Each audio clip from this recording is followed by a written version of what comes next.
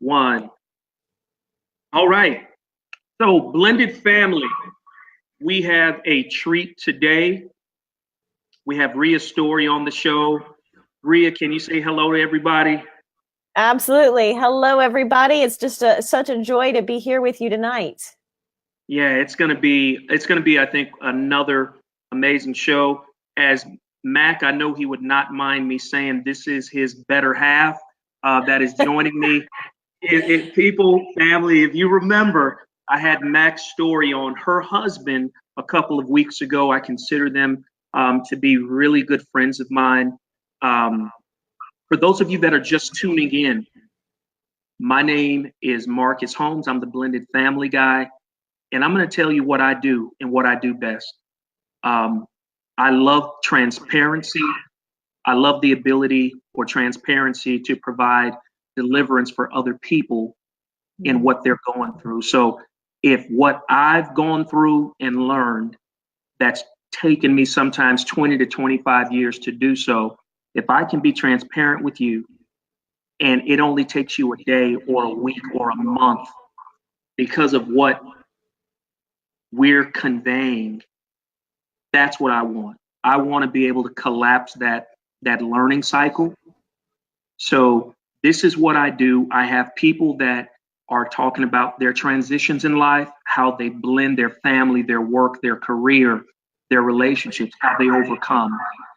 And this is what we do on the Blended Family Playbook. So we have another exciting. Oh, and you know what? I'm getting some feedback. Hold on one second, guys. Hold on one second. Let me see. Hey, Taria, how are you doing? We got Taria Hodge on. How you doing, Taria? Oh man, let's see. Let's see. Okay, that feedback sounds a little better. Okay, that's better. Oh, I'm still getting it.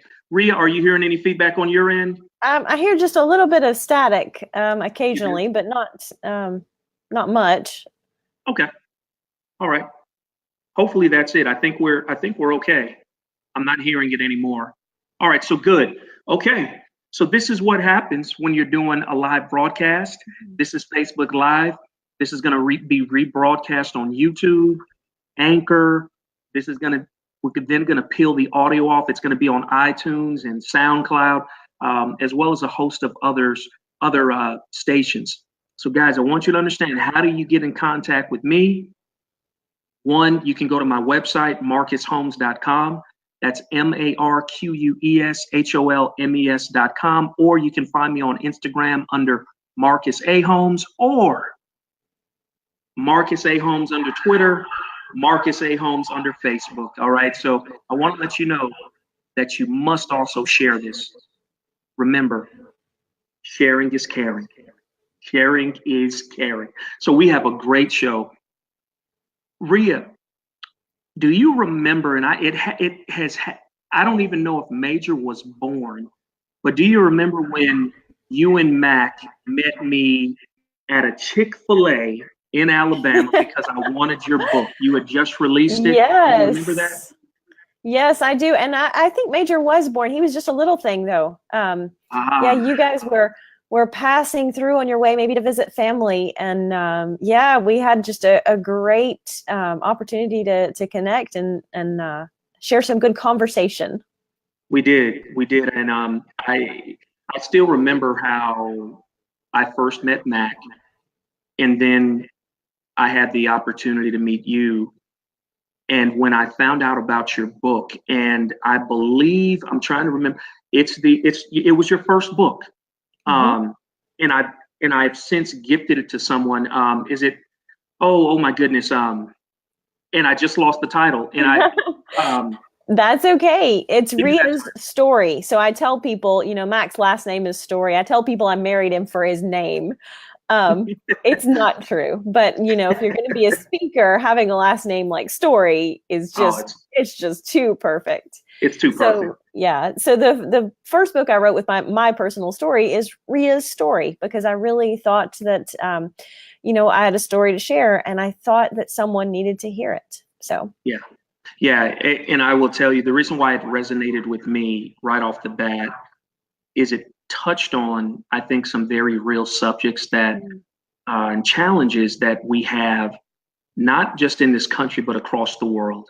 And it resonated with me because, as some of you on the Blended Family Playbook may know or not, but my mom experienced a lot of trauma in her childhood at the hands of her grandfather and grandmother, in terms of they were molesting her cousin while, my mom's father was in the service, and he was in San Diego, I believe.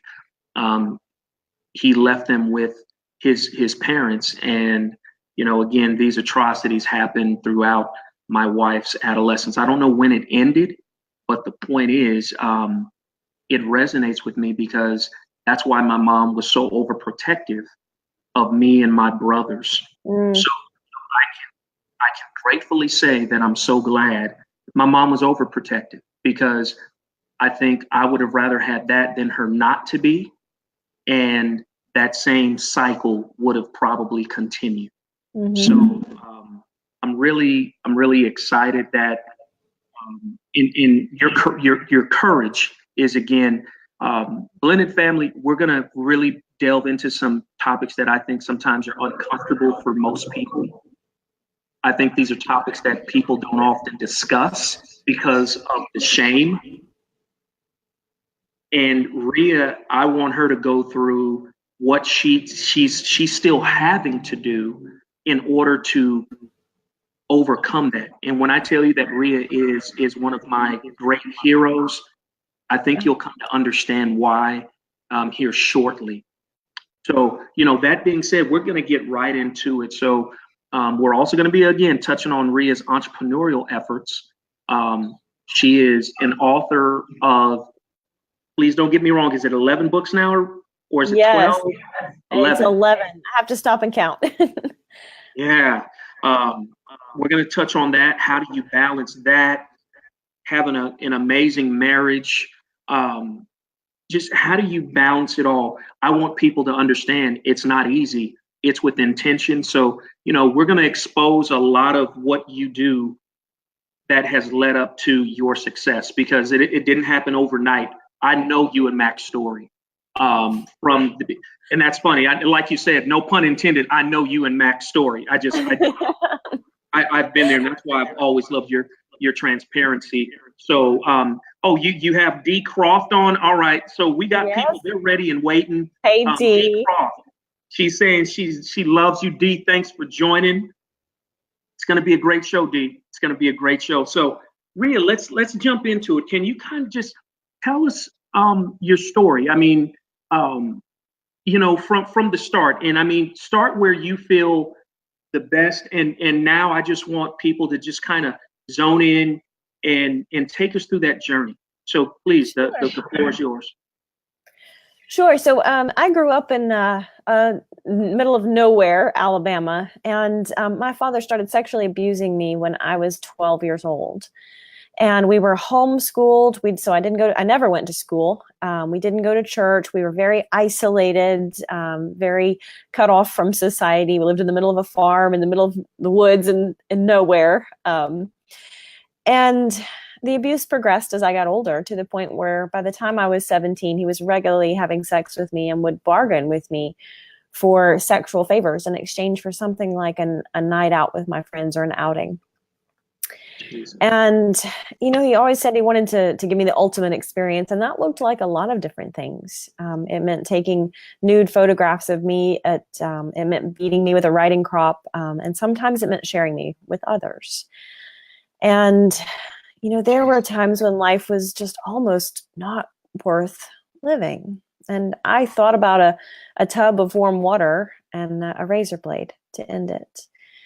And I think my story is unfortunately not that uncommon, but even if my story wasn't your story or someone else's story, we all experience adversity in life and hardship, times of trial or doubt, or disease. And, we all experience something that we have to overcome. And what I like to say is that what happens to us in life is not as important as who we become because of what happens to us. These hard circumstances and adversity, it always influences us. It always shapes us. But the question is, how does it shape us? And that's ultimately our choice. We don't choose to be victims in life, but we choose to be survivors. We choose to be overcomers. I left home at 19. I met my now husband, Mack, of, we've been together almost 18 years. And I call him my knight in a shiny Camaro. At the time, he had a silver shiny Camaro. And, I had run away multiple times before meeting him. And when I did meet him, he was really the first person, even over all of the years, some of my family members and my friends, even though they weren't close, most of them suspected that my father was sexually abusing me, but no one ever asked in 7 years. And Mack was the first person to just come out and say, these are the signs that I see, is something going on. And he was the first person to ever just have the courage.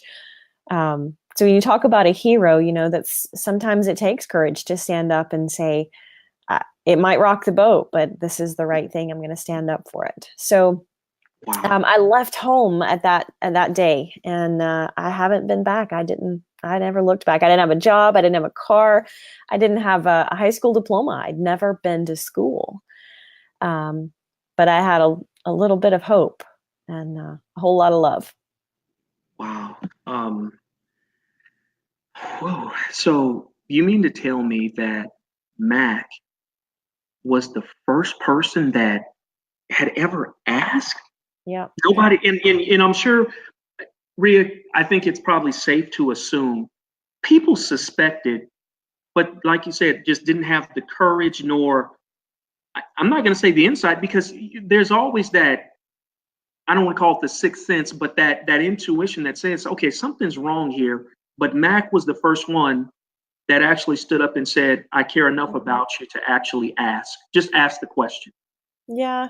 And I think that's something that's an issue. And even in our culture, or even in other cultures, is that there's a certain type of shame or a stigma associated with this topic. And so we don't talk about it. We're afraid to have a confrontation, or we're afraid to ask a question. And, I think if that's where the problem comes. If we have to hide something, if we have to cover up something, if we have shame about something, that's a sign that things aren't right. It's when we have to put it in the darkness that we give it power. And when we can bring it into the light, that's when we find the strength to overcome. You're spot on. I think, Ria, this is, again, something that it resonates with me, the story, because I think we need to touch on that and dig into it a little deeper.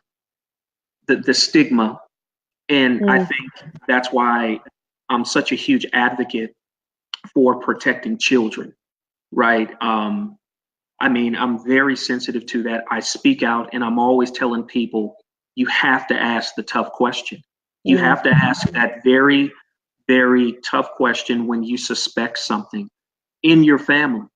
I have friends right now that have been abused by family members, are 50 and 60 years old, and still have never told anybody.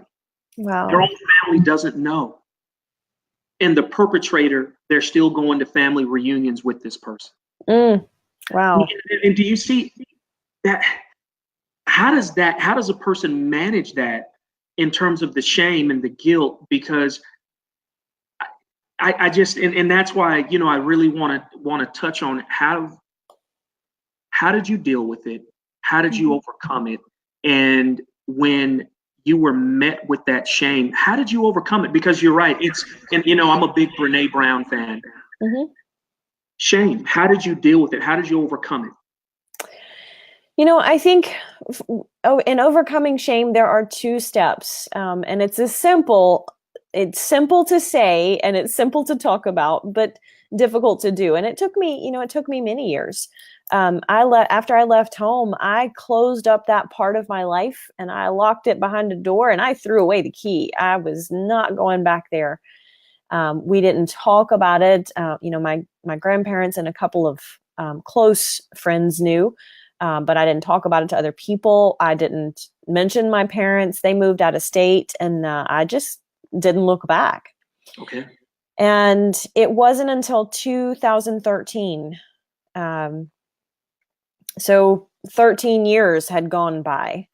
And I heard Les Brown speak. And Les Brown is a motivational speaker. And he says, and he's speaking to a room full of people, but he said, you have a story to tell, and someone needs to hear your story, and only you can help that person. And I thought, wow, I've got a story to tell, but boy, I don't want to tell it. And it took me 6 months to really overcome that feeling of just knowing that was a calling, something I was being called to do. If I could just help one person by sharing my story. So it took me really 13 years to get to that point. And I think maybe even longer after that in being able to say, this was, something bad, something terrible, and it affects me, but it doesn't have to affect me in a negative way. And that's been a journey. And I think everyone gets to that point differently. But 2 steps in overcoming shame. Number 1, I think we have to identify the lie. And even Brene Brown talks about the difference between guilt and shame. Shame is I am a mistake. Guilt is I did something. I made a mistake. Shame is I am a mistake. Good. So I think that's the first thing, is we have to identify the lie. The first step there is taking the responsibility and saying, I can't control what happens to me, but I can control how I respond to it. I can't control everything that happens, but I can always control my attitude and my mindset. So I think that's the first key, is identify the lie that we're telling ourselves or believing in ourselves, and saying that I am a mistake. If you're a person of faith, I think that we cling to the Proverbs, fearfully and wonderfully, or Psalms, fearfully and wonderfully made. Yeah. Because if you're a person of faith, then God doesn't make mistakes. So the feeling of shame of I am a mistake, God doesn't make. He didn't create mistakes. And that's a personal decision for everyone, but that's a big part of my journey. So the first step is identifying the lie, and the second step is refute it. If you need to absolutely sit down and write an affirmation claiming your truth, then go for it. And I have affirmations posted up on note cards all over the place. Because it's almost a daily choice sometimes to get up and say, I'm going to choose to be positive. I'm going to choose to claim my truth today. And it is a journey. I don't know that you ever get there, that you wake up and say, I'm done. It's a decision every single day to get up and say, I'm going to be positive about this.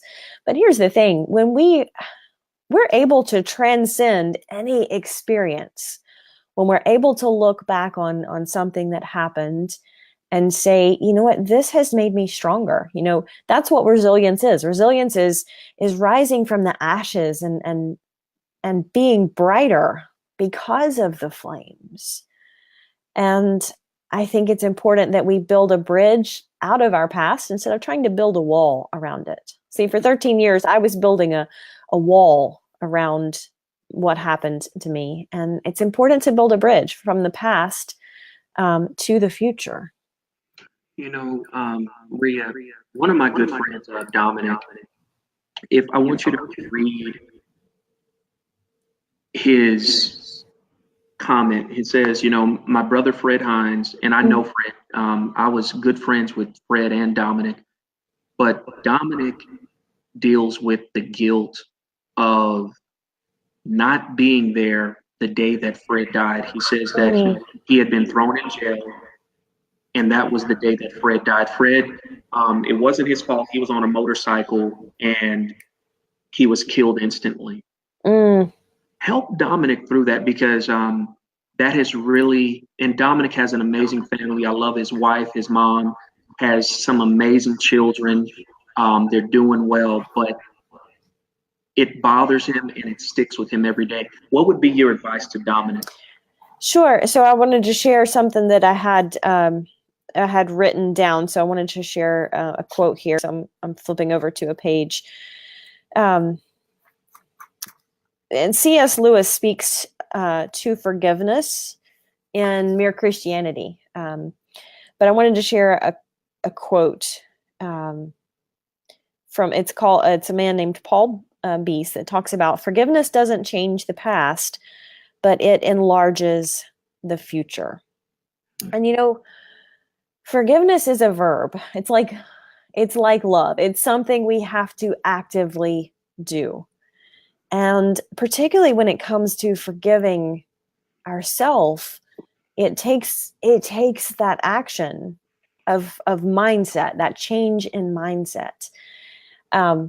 Because that's, what we focus on expands. And when we focus on, I made a mistake, and therefore we carry the guilt, what that does is it prevents us from looking forward to the future. And it'd be like driving your car down the highway, but you're always looking out the back window, and you can't turn around and you can't focus on where you're going.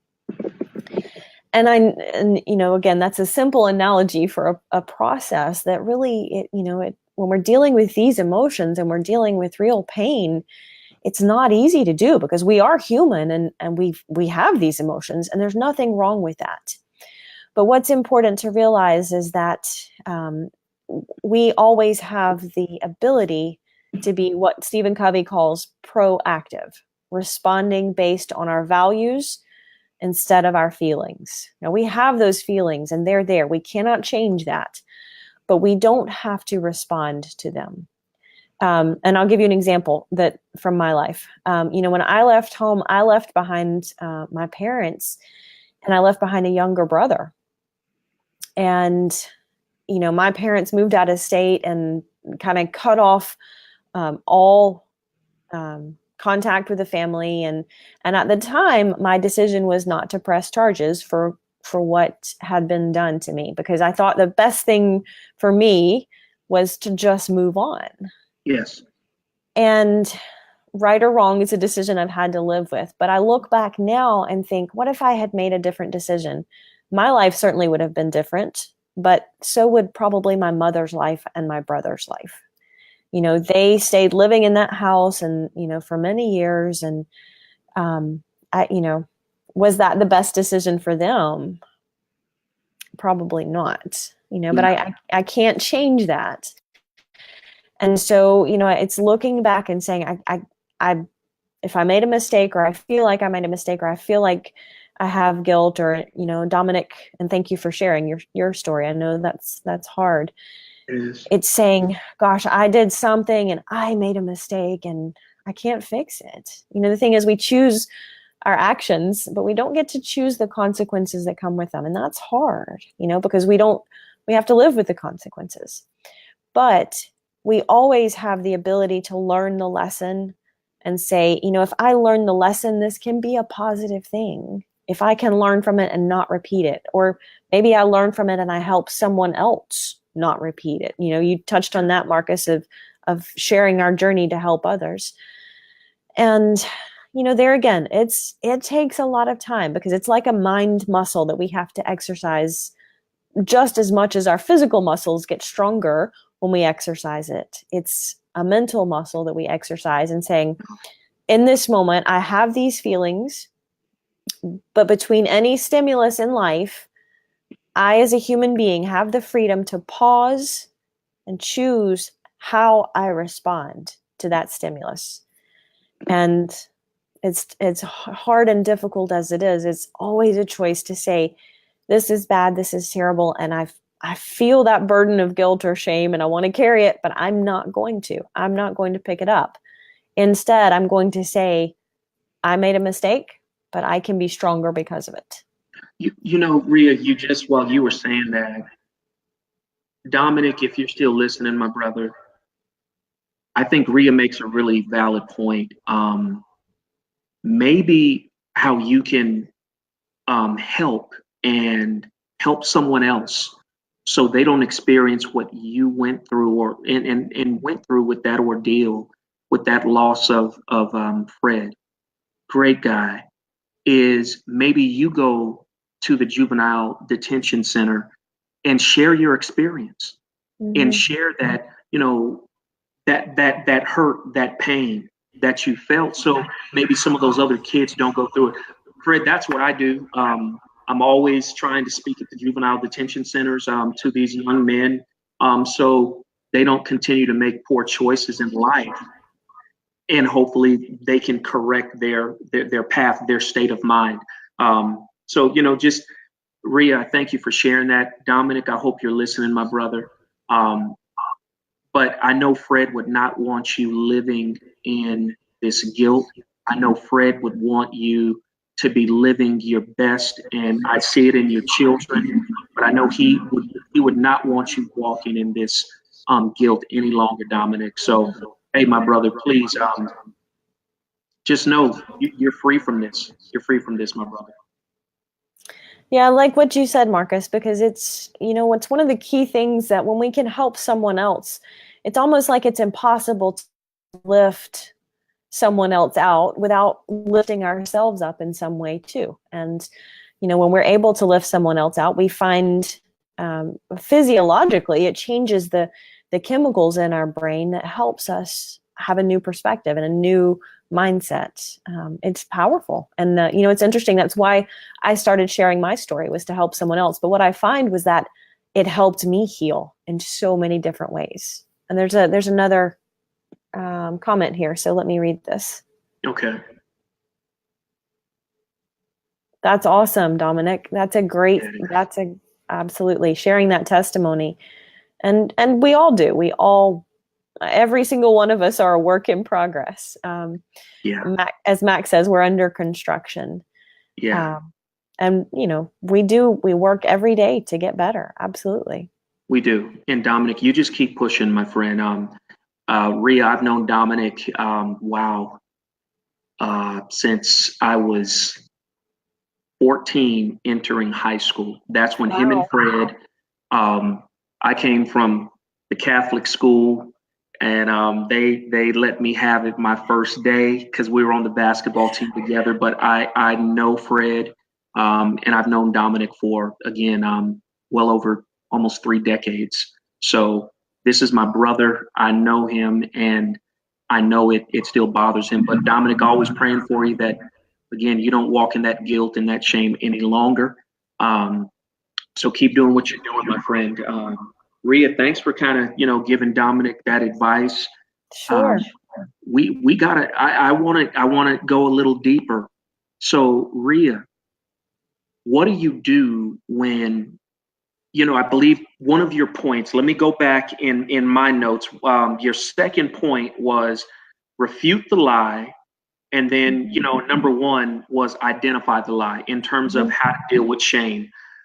What do you do when that part of your life keeps trying to come back in and rear its ugly head?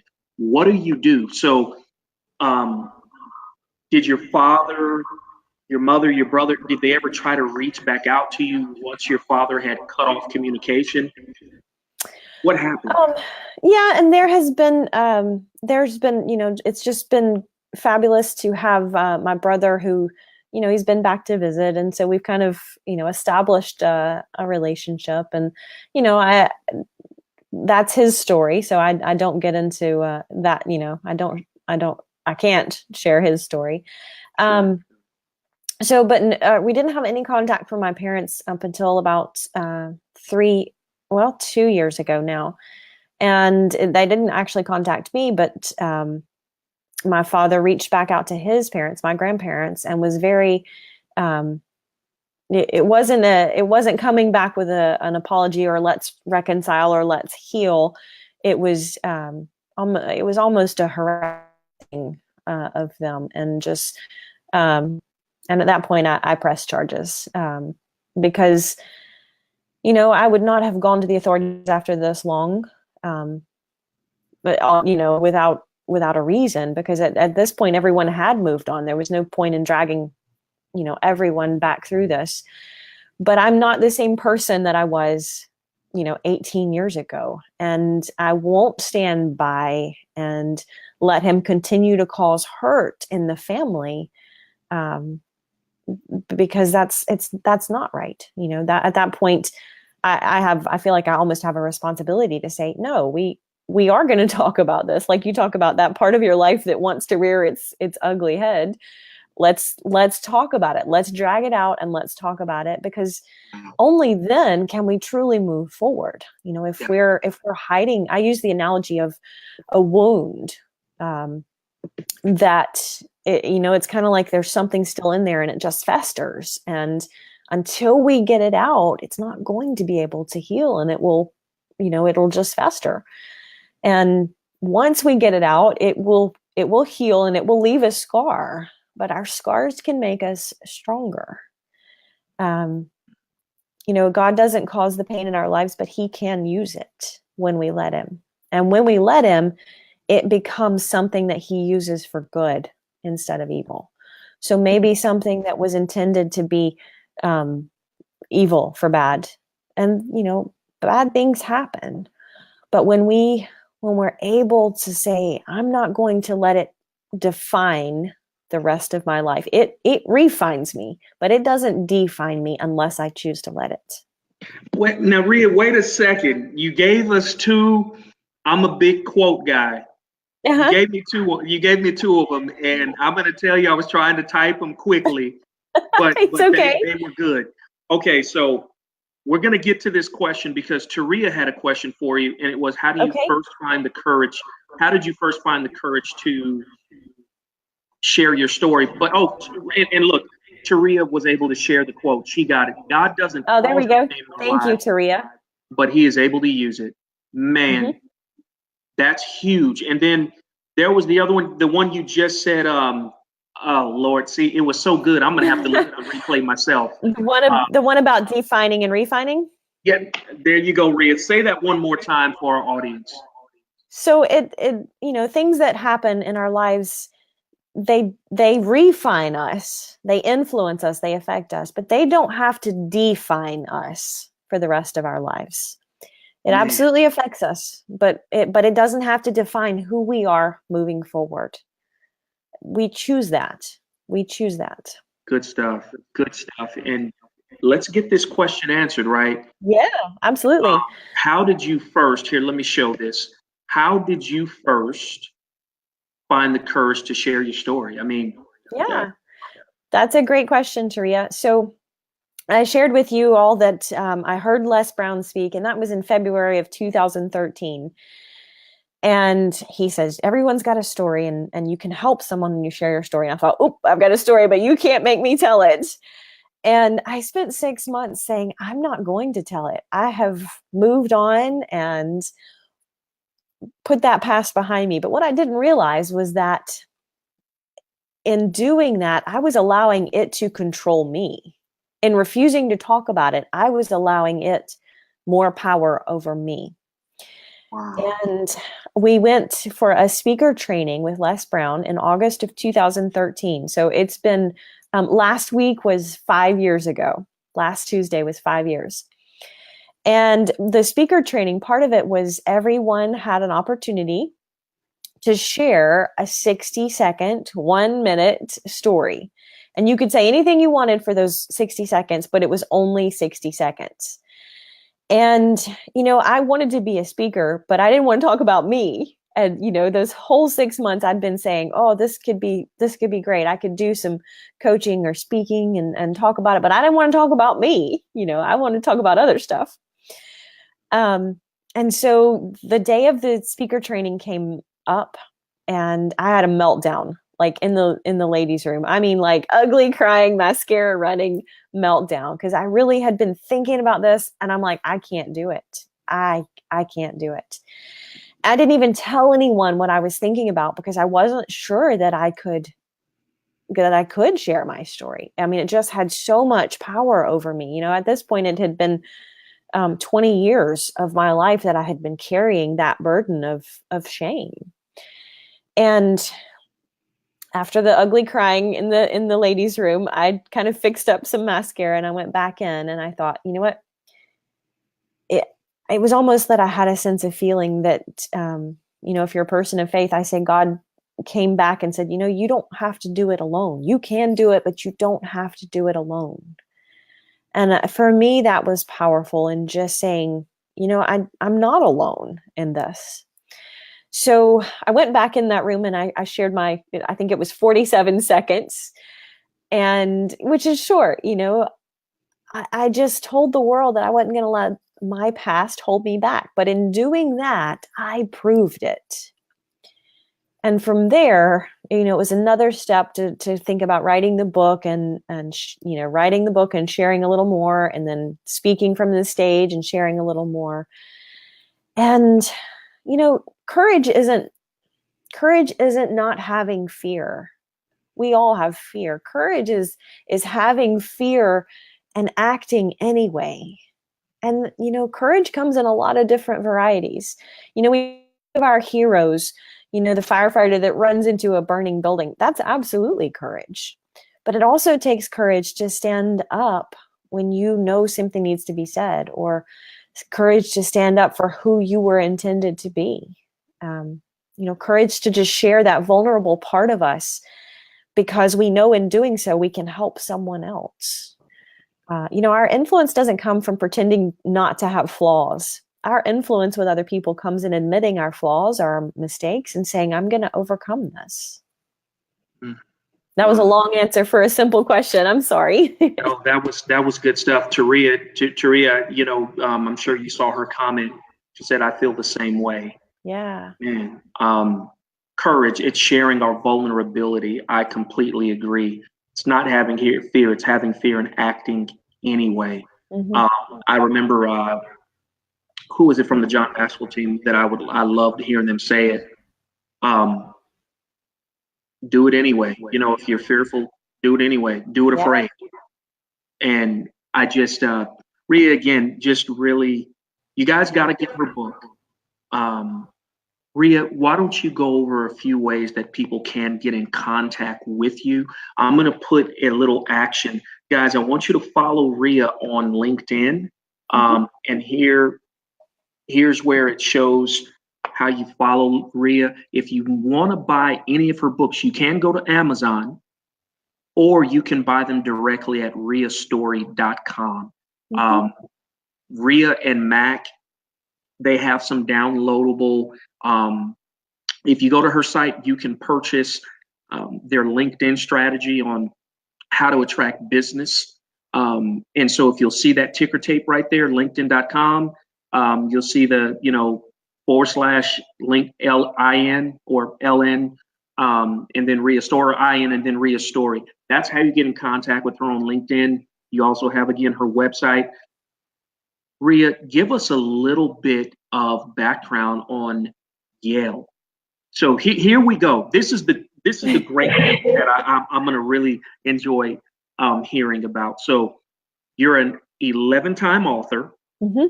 I believe you're getting ready to drop another book, right? I believe you're working on one, from what Mack said. You're almost finished with one. Well, in fact, it will release this week. So I'm counting that as number 11. Outstanding. Okay, so guys, book number 11 is on the way. Here's what I want to say to Ria. Make sure that you get this. Ria's success, right? So for everybody that has been sexually, mentally, physically abused, I want you to listen to me. If you've suffered any type of traumatic experience in your life, Ria's success is an indictment against your failure. And I want you to understand what I'm saying is that God has forgiven you in terms of him dying on the cross, right? You're free from all that. Forgive the person that committed the hurt so you can be released to move on in life, because you do not want to be hunkered down in the past, in things that you had no control over as a child, or even sometimes as an adult or an adolescent.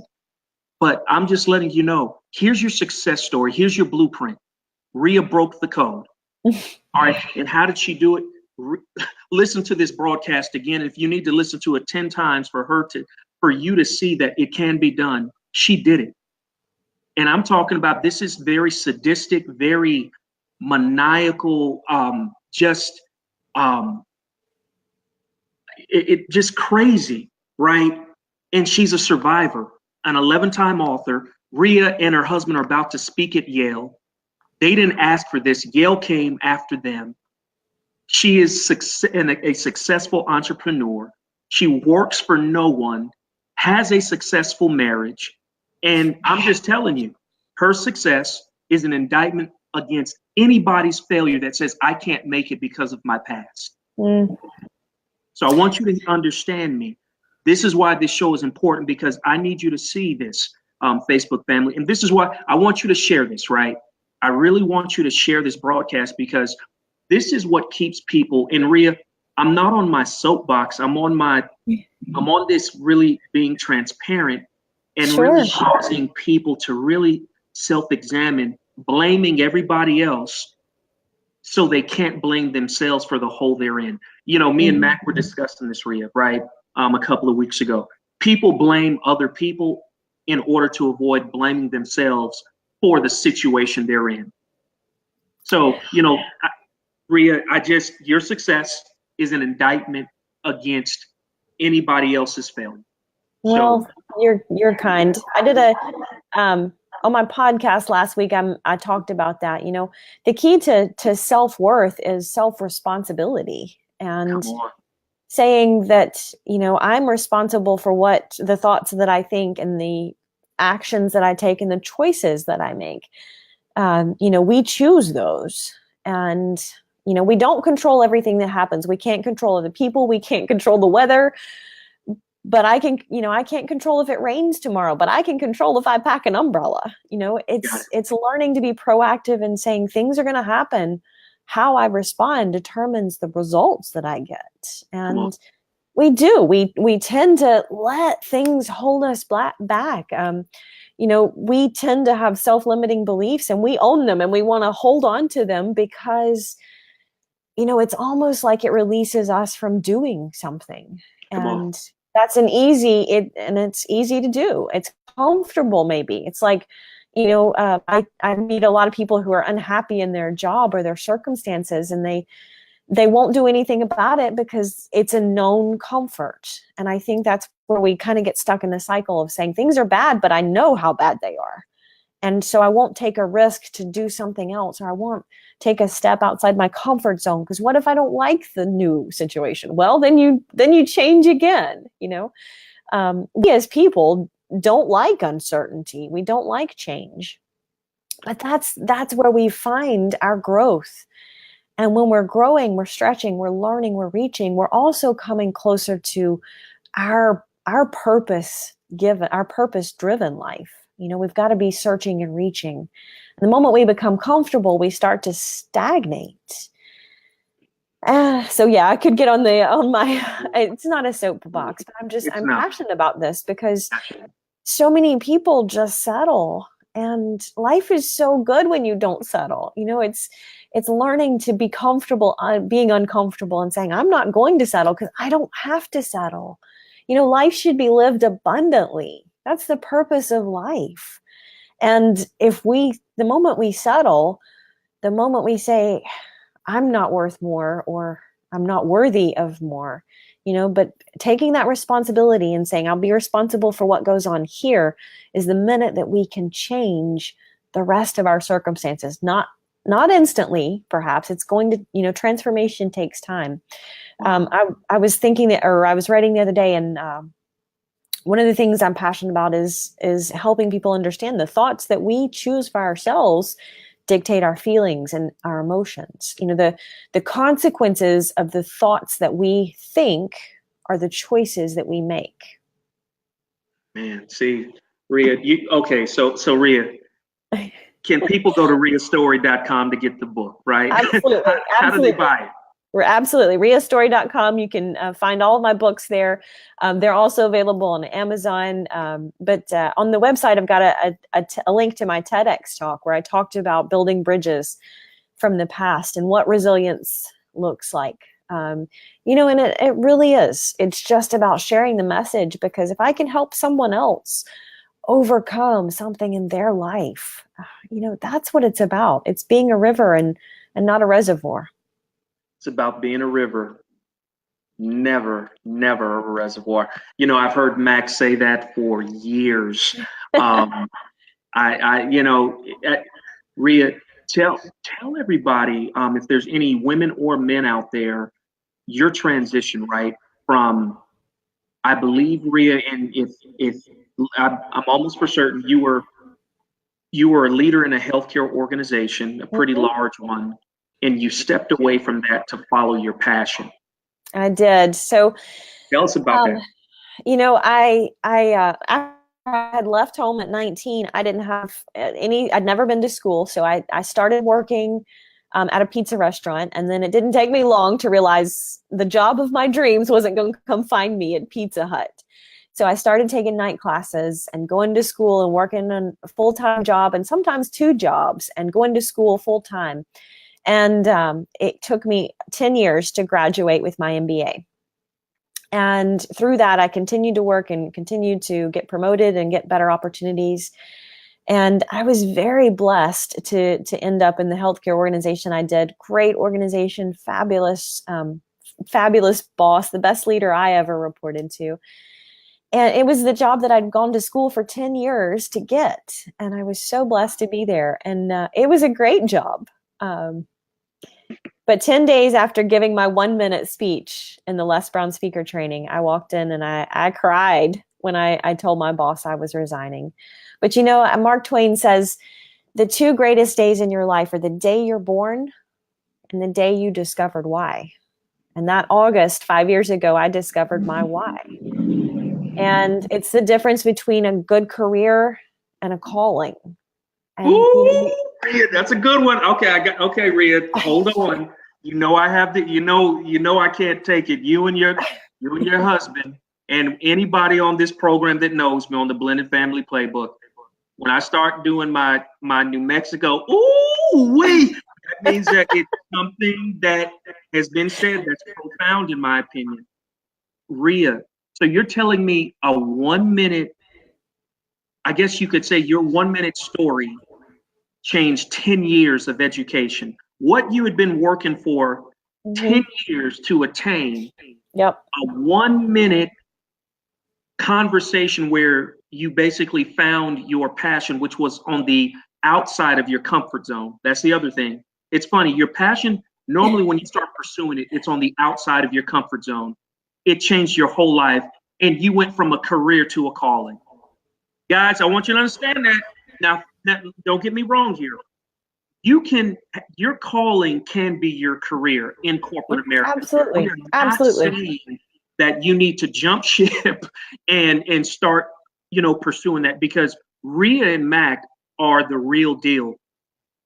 I'm going to tell you, their story is absolutely real. They went rock bottom, but did not care. They wanted to pursue their calling, their passion. And I'm not going to say it, that's for everybody. And I'm just letting you know, people out there, your calling might be to be in corporate America and be an evangelist of change there. So I just want to make sure you understand that. Absolutely. Ria, go ahead. So you're right. We kind of threw everything, and Mack was already working as a consultant, and he transitioned to more of a leadership focus. And we realized that we wanted to do this together. We had been working in 2 completely different careers in 2 completely different industries. And we both shared a passion for helping people. And I worked out a nice several-month notice. And they were a great organization, and they would have worked with me and supported me. But I couldn't dedicate my time and energy to my calling if I was giving them, 60 hours a week. And it's not for everybody. I mean, I cashed in my retirement and I, gave up my healthcare insurance Come and, on. just That's real. we sold our house, we sold our cars, we moved out of state, but there, all of those things are, they don't really matter. They don't. I'd been successful, but there's more to life than things. I mean, Come on. the true happiness doesn't come from anything you can buy. It's the intangibles in life that really bring us joy. And what I discovered was, the difference between the career, which was good, but it was about me, and a calling is about someone else. And you can't say no to that. I tell people I already retired. I'm not planning to retire from this, because you don't retire from a calling. So that was 5 years ago. And, we've put a lot of time and effort into transitioning to an entrepreneur. We didn't have a network. We didn't have I had a LinkedIn account, but I had so few connections. We didn't have a clue. But that's okay. You just keep going forward and keep going forward. And we made plenty of mistakes. There's no doubt about it. But, we only call it failure when we quit trying. It's not failure if we continue to go. Nobody tells you that you failed to learn to walk, right? But I guarantee you, even your little one, fall down and fall down. We all did. When we learned to walk, we learned by failing. We learned what didn't work. But nobody failed to learn to walk. We don't call it failing to walk. We call it learning. The problem is that as we get older, we start to listen to the other voices around us, the negative voices. And so we say, oops, I tried that and it didn't work. I'm not going to try it again. And so we allow others to veto us. Ooh, another one. Uh-oh, Ria. Taria, make sure you get that one too. How often are we allowing people to veto our success, our significance, our overcoming, our mission to help people add value to change their life? How many times are we allowing people to veto us? That's huge, Ria. It is. And it's we're playing small. When we do that, we're playing small. Nobody gets excited about average in life. And so if we're settling, or if we're allowing others to pull us back and keep us average, we're allowing them to dictate our level of impact in the world. And that's sad. That's sad. That's why the book I'll probably release next week talks about I use the acronym ACHIEVE, maximizing your potential. And I talk about the letters in ACHIEVE stand for attitude and choices and humility and integrity and energy and vision and excellence, because I think these these 7 things are the keys to achieving in life. The thing is, we just don't talk about how to achieve success or happiness in life. We go to school and we learn to read and write and do math and science, but nobody, my parents never taught me how to be successful, how to achieve goals. No job training ever taught me that. No college class. It's really, it's those fundamental success principles that when we apply them can launch us beyond where we could even imagine sometimes.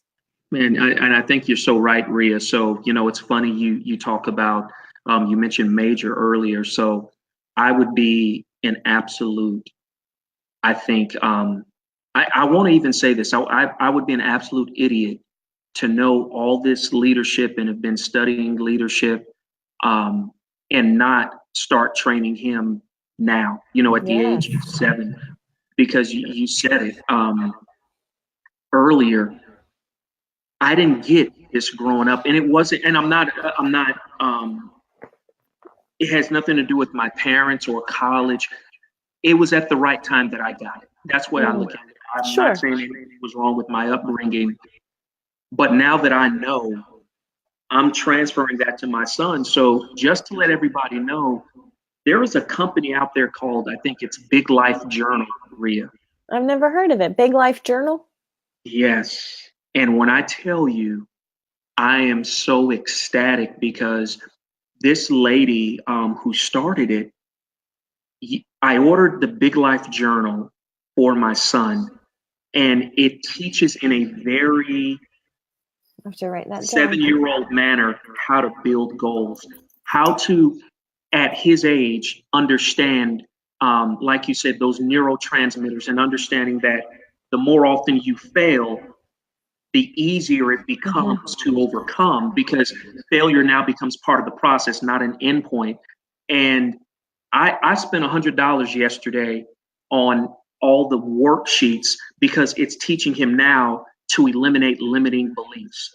So if I can teach him now what I learned, starting at about age 36 and 37, he's going to be a powerhouse. So, I'm always constantly praying over my son that, he is a leader. That's what his name means. Major, and Alexander means protector of people.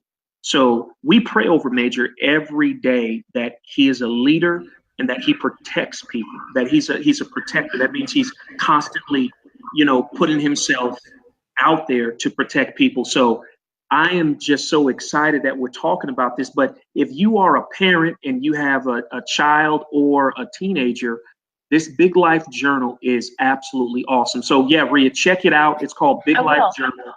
Very pleased with what I'm seeing, and I can't wait for the journal to come in. You got to check it out. So, Ria, what else can we talk about in terms of what's on the cusp, right? I know that when you and Mack talk, it's normally to private audiences. I know you're going to be at Yale, so if anybody is in where is Yale? What's it, Maine, I believe? It's in Connecticut. Connecticut. Thank you. I had to look it up too. Yeah, it's Connecticut. I knew it was out there in the Northeast. I just had forgot. I will tell you, I don't know if it's open or not, but if you're in Connecticut, it is. Okay. In fact, if you go to the website, there's a link for an events calendar. So we don't do a lot of public conferences, but every time we do, there's a link on our website calendar that allows you to look at us and follow our schedule.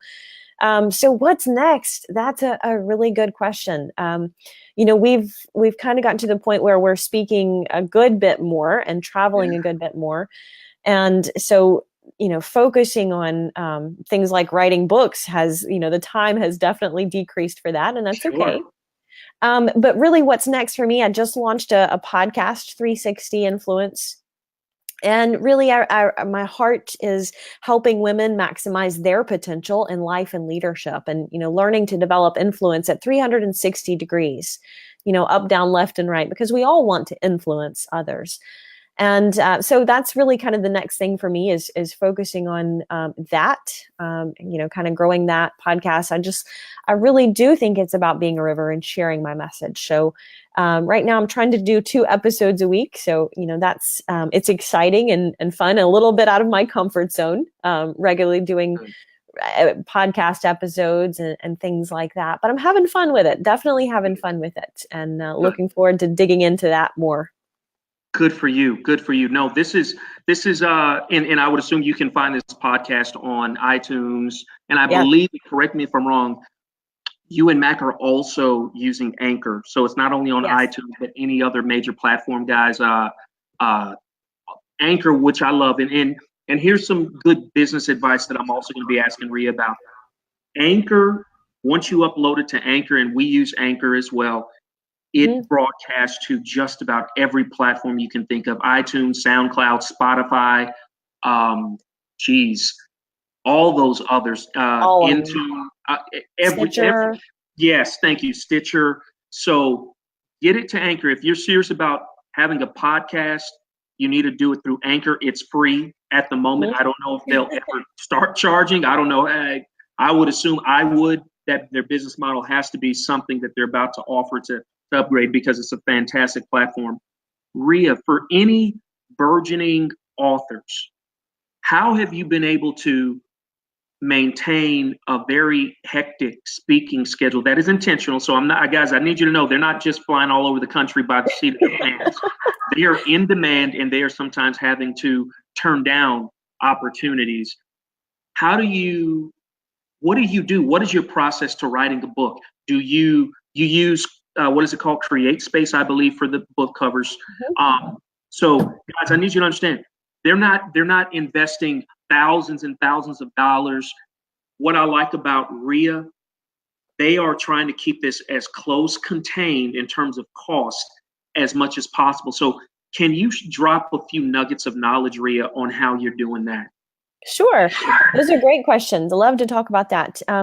So yes, we use Create Space to self-publish all of our books. Now, here's the key with self-publishing, or any kind of publishing. You know, these days it's easy to publish a book, but you need a network to drive the demand for that. And LinkedIn has been very powerful for us. You know, LinkedIn is just a great way to network and interact with people. But the ticket is, you know, I just get on there and I add content, I add value, and I build relationships, and the rest takes care of itself. You know, there are a lot of people out there who want to use social media for network marketing, and that's okay. It's just not my approach. My approach has been to add value and add content, and then be top of mind, you know, interact with people, have conversations. But yeah, Create Space, it's an Amazon affiliate. Love it. So easy to use, so so inexpensive. And I'll do all of our book covers in Word. Now Create Space has a plug-in template that you can use too. So it's so easy. You can get as creative and original as you want, or if you need a little more support, they've got a step-by-step template in creating those. And you can upload your book and you can have a online book in 36 hours. It's fabulous. But really the ticket for that is having someone who's interested in the book and buying it. And so rather than focus on selling books, we focus on adding value. And that's been huge in terms of our business model. It's a little bit different than a lot of people go about it, but it's worked for us. And we'd rather have that mindset of just giving rather than asking. Love it. Yeah, you guys are doing some incredible things, Ria. Guys, if you want to, I want to say this again. If you wanted to reach out to Ria, go to riastory.com. I'm going to flash that again across the bottom of the screen on the ticker tape. Ria, this has been a phenomenal show. Anybody that is listening, please share this broadcast. I know that there's somebody out there who is living in limited territory.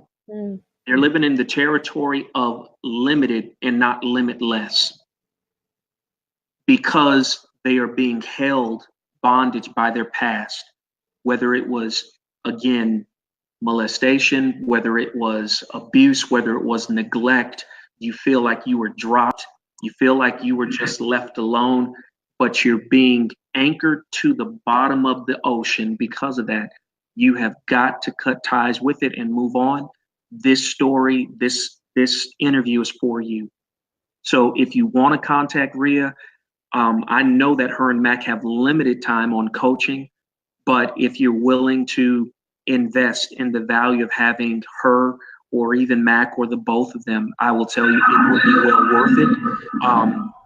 I know I'm probably assuming a lot, but I know that their schedule is tight. But if you need to get in contact with them, or you want to do it and just follow them virtually, get on Ria's podcast, go to their websites. They're doing amazing things. And if you're in Connecticut, and I believe it's in October, Ria? October 18th. October 18th. If you're at Yale University, you can hear her and her husband speaking at one of the most prestigious universities in the world. So again, the little girl from the unknown town in Alabama is now speaking at Yale. So we're very blessed, very blessed. Thank you, Marcus.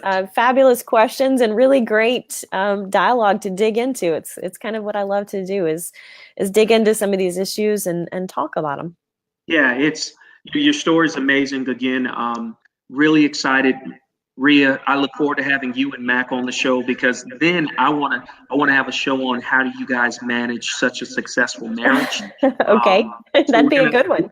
That's going to be a good one, to hear both of you and hear that, because a lot of people are trying to figure it out still. So I look forward to it. Ria, please tell your great husband, my good friend, to have a good night. Thank you for giving us about an hour and 6 minutes of your time. Sure.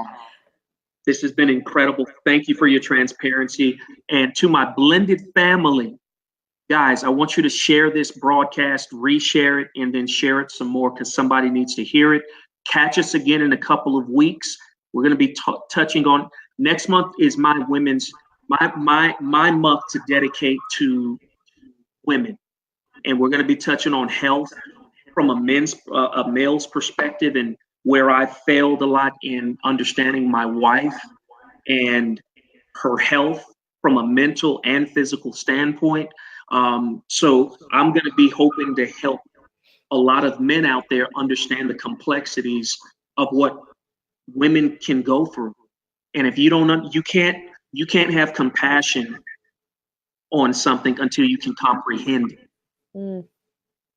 And I learned that, Ria, because me and my wife, we had some marital counseling this past Friday.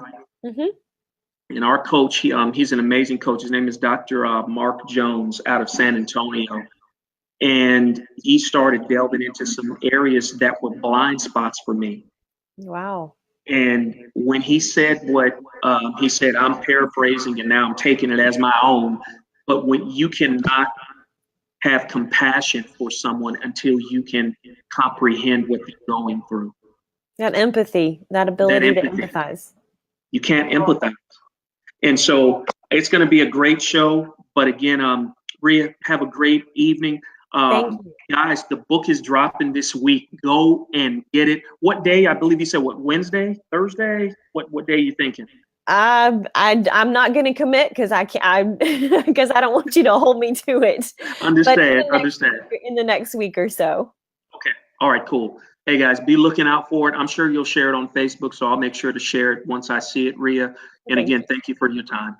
Absolutely. Thank you, Marcus. Everyone take care. Thank you. All right, everybody, please take care. Have an amazing weekend. I'll catch you in another the second Sunday. We'll be jumping right back on with some really great topics to discuss. So I'll talk to you soon. Everybody, make it a great week. Love you guys. See you soon. Bye-bye. Bye-bye.